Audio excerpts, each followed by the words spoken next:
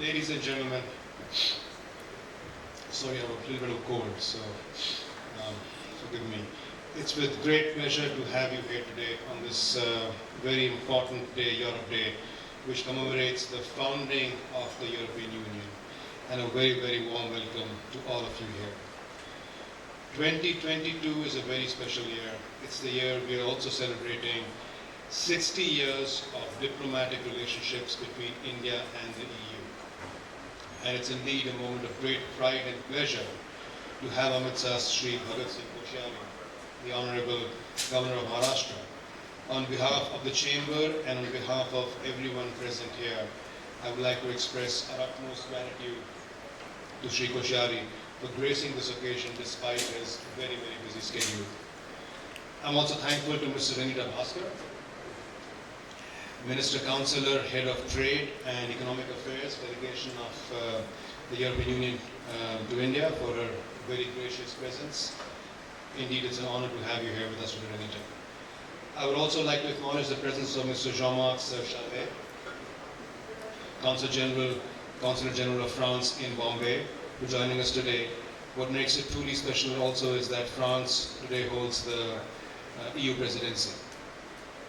As a backdrop, allow me to briefly highlight before you all the multiple activities of the Chamber for the benefit of everyone here. The Council of EU Chambers is one of the foremost trade promotion organizations in India, established in 1992, mainly to promote, foster and extend commercial and economic relations between India and the European Union. Since its inception, the Chamber has been committed to promoting business relationships, partnerships between EU and India, and certainly with the structural reforms ongoing in India for the past many years and a very active foreign policy in place, these would only further enlarge the scope of the Chamber's activities in the country. Our services to our members, many of you are present here today, include dissemination of information, networking opportunities, thought leadership exercises, workshops, seminars, conferences, and arranging visits of Indian companies to the European Union, hopefully assisting them in entering European markets.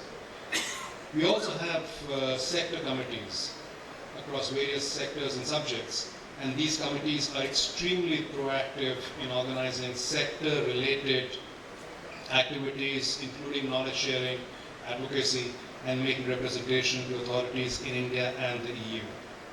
The membership of our chamber includes both European companies and Indian companies. I also want to highlight a lot of positive developments and a series of dynamic measures taken up by the EU and India. As far as trade and investment is concerned, we all know India is the world's second most populous state and the world's largest democracy.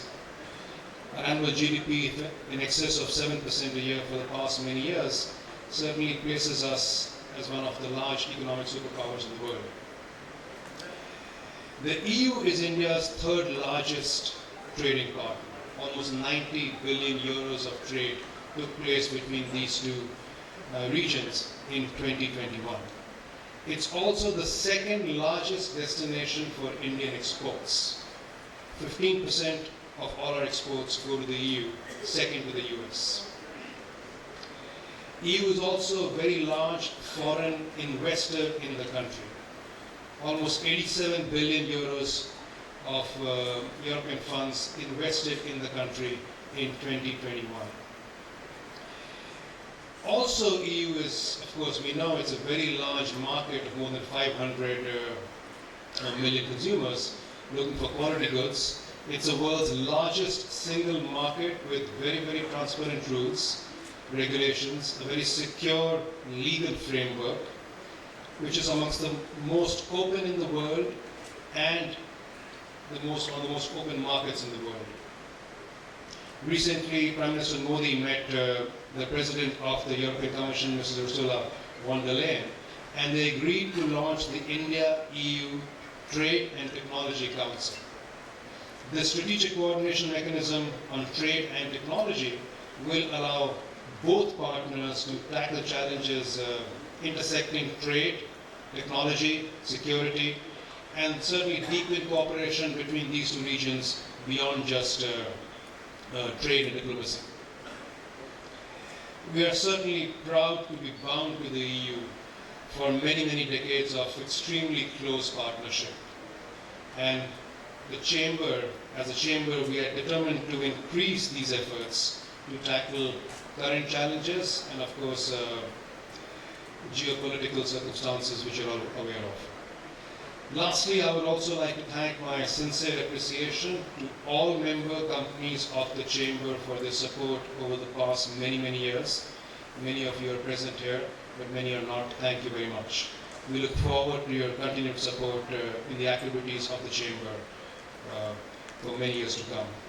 And also would like to place on record my appreciation and our appreciation to the Secretariat, led by Ms. Renu Shah, for relentlessly supporting our members and executing all our activities in an extremely efficient and meticulous way.